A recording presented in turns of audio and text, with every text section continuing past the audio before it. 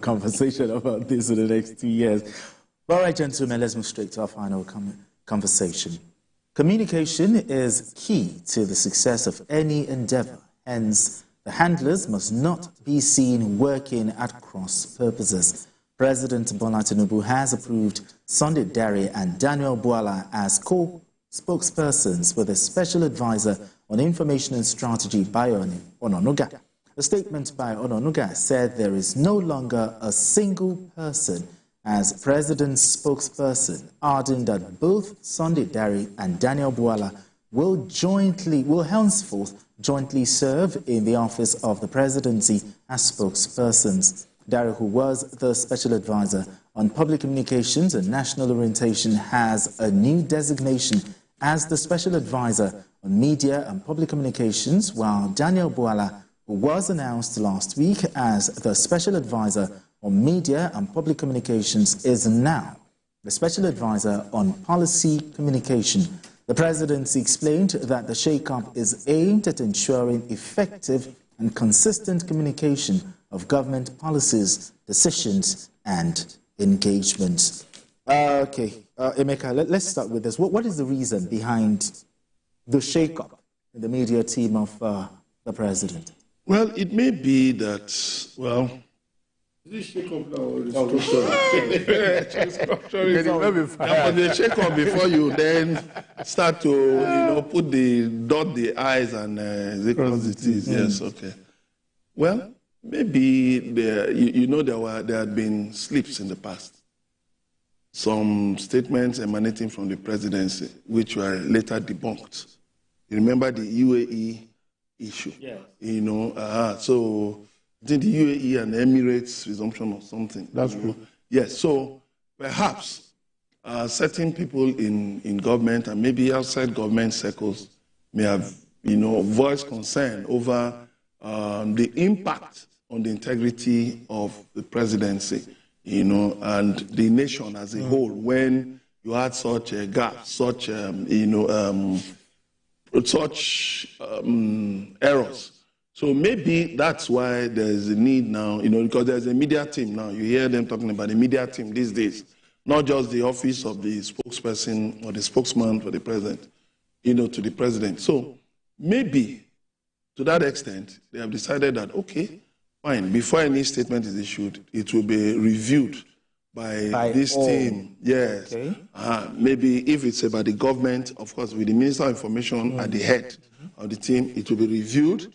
But if it's just emanating from the presidency as the executive arm, okay, fine. As a part of the executive arm, that okay, fine, these three gentlemen will look at it, and all of that. And, well, I think for purposes of accountability, it may look fine, but to me, it's unwieldy. It's unwieldy, and it can also lead to power tussle. Because people are already saying that, okay, that Daniel Bwala was just put in the other day, and they started fighting. That's what people are already saying. I don't work in the presidency, so I don't know. I don't know how true that is. But, I think for the purposes of clear communication, somebody should be in charge. One person should be in charge. You can put the others in other positions. We don't have ambassadors now. If the problem is about compensating people, you can put some ambassador to Benin, ambassador to Togo, maybe to Peru or some countries like that, But there should be one person, a professional. Because don't remember the NIPR, Nigerian Institute of Public Relations, has been talking about this thing that people who are appointed as spokespersons for government must be professional, must be certified professionals. Exactly. And yes, and I align with NIPR on that.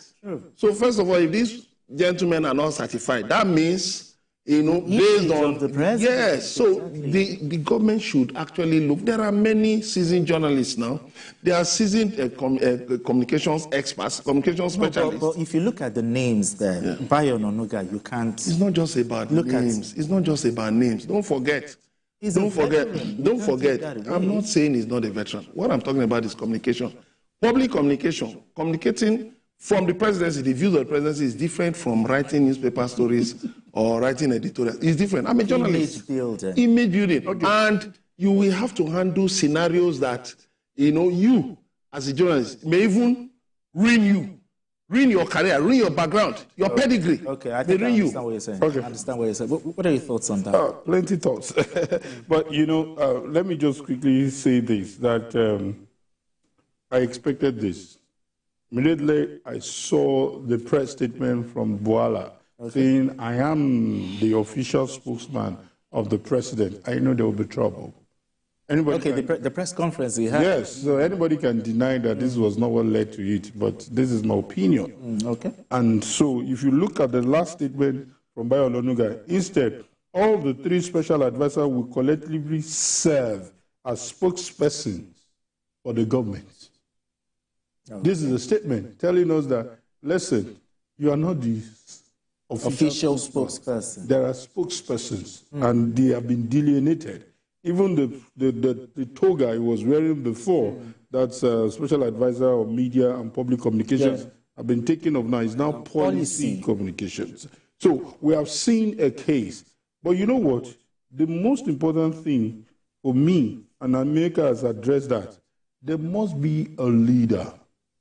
There must be someone in charge. The restructuring, is it based on hierarchy now?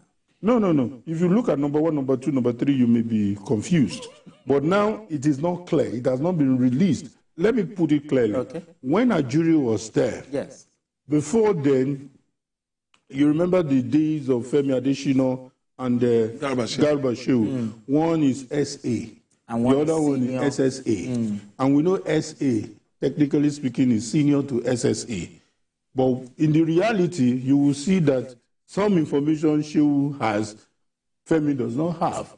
But as an SA, you can attend FEC meeting. You can be part of all this communication. Yeah. And I also remember there was a delineation between Bayo Onanuga and Ajuri, where Bayo was saddled with the responsibility of releasing the communique at FEC meeting. Okay. So it goes beyond what the president is saying, but the whole executive, he can communicate what they are saying. While Ajuri was, dealing with the issues from the presidency, it may not be stated, but then Ajuri was senior. But then he had issues of lack of experience. He had issues with, he doesn't have in quote what it takes to be in charge of a Bayo Onanuga. Yeah. And whatever happened, you can read the rest. Because these are journalists, we go beyond what we see as headlines. Okay. We know some of these stories behind it. But now we have seen these things being straightened. Mr. Emeka below want to call it what it is by saying they said they are quarreling. Yes, this is a sign that something went wrong yesterday and something is being straightened. However, let's not take away, even if it's a crash program or PR, it has to be done for these people. I agree. Irrespective of what they know, what they have gathered, public image is a serious issue. It's not about lies. It's not about faking things. It's about communicating, allaying the fears of people, and being proactive. So these are issues that must be looked into. And I repeat, if there's no time, I repeat, there must be an arrowhead. Okay, now it must be stated to people. Emeka talked about they must, with PR, NIPR. But let's look at the pedigree of persons in the media team. In your opinion, are they competent to communicate effectively the policies of Mr. President to the Nigerian people? Two ways. Two ways I want to look at it is that it is not enough to just be competent. You must also have some level of relationship, closeness to the office of the president, where you can even take some statement, release some statement. You can read the body language of your boss. Because when you are speaking his mind.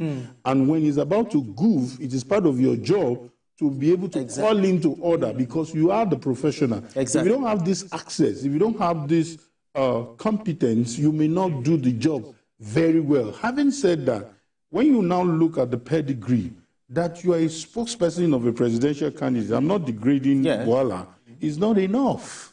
This is a different job. There is an aspect where there are ways you write press statements, there are ways you respond to statements, there are ways you respond to issues. These things, I overheard him saying that, as a lawyer, he's been an advocate, therefore he can work as a spokesperson. It's beyond that. It's beyond that. It's beyond that. He must learn that. He must learn the rudiments from the professionals. Otherwise, being a lawyer is different from being a PR person. What are your thoughts on that? Yeah, well, let me just, just to provide information, there are 5 other nations that have such multiple offices. Okay. United States, France, Russia, China, and India. They have multiple offices. Yes. As a matter of fact, the United States has the White House Press Secretary, the White House Communications Director, Deputy Press Secretary, Special Assistants for Communication. But you can see there's a White House Communications Director. And there's a White House Press Secretary. So even if the director doesn't come out all the time to speak, you see more often is the press secretary that comes out to speak. But you know that there is a line of authority that can, that can be held responsible. Then in the case of France, you have the spokesperson of the president, you have the Secretary General of the presidency, then you have the deputy spokesperson. In China, you have the spokesperson of the foreign ministry, spokesperson of the state council, deputy spokespersons. In India, you have the principal spokesperson of the Ministry of External Affairs, additional spokespersons, media advisor to the prime minister. In Russia, you have the press secretary of the president, the deputy press secretaries, and spokesperson of the Kremlin. So Nigeria has become the 6th nation, to have such, multiple spokespersons. Yes. So what it means is that it helps too in terms of specialization. Okay.